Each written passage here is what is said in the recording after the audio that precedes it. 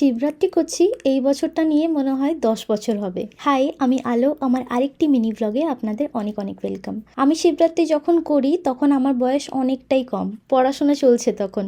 আর সে কি ইচ্ছা, শিবরাত্রি করবই। আমার মা উপোস করে যেমনভাবে, ঠিক তেমনভাবেই আমিও করা শুরু করলাম। ওই সারাদিন না খেয়ে থাকা, তারপর ঠিক সন্ধেবেলায় পুজো করে ফল মিষ্টি জল এসব খাওয়া। নুন লক্ষ্মী খাবার তো কোনো বালাই নেই। ঠিক এর আগের বছর আমি গিয়েছিলাম শিবরাত্রিতে বেনারস। 8 মার্চ ডেটটা ছিল। সে উপোস করে এত হাঁটাহাঁটি করে সারাদিন, আমি তো এই পড়ে যাবো এইবার মাথা ঘুরে। কি করব, ঠিক পুজোর পরই আমি মিষ্টিটা পেয়েছিলাম কোনো রকমে, তো সেটাই খেয়েছিলাম। কিন্তু মিষ্টি খাওয়ার পরও আমি যেন কেন পারছিলাম না একদম থাকতে। তাই একটা শ্রী ক্যাফে বলে ভেজিটেরিয়ান ক্যাফে ছিল সেখানে, দাসেশ্রেমের ঘাটের ঠিক সামনে। তো সেখানে আমরা গিয়ে জিজ্ঞেস করেছিলাম যে নিরামিষ কিছু হবে, চাইলে আমরা আদাটাও বাদ দিতে পারি। তো আমরা একটা আদা ছাড়া পুরি সবজি অর্ডার করেছিলাম। তো বৌদি তো সেটাই খেয়েছিল, আর আমার হাজবেন্ড এক প্রকার আমাকে জোরই করলো, খাও না হলে এখানেই ছেড়ে চলে যাব তোমাকে।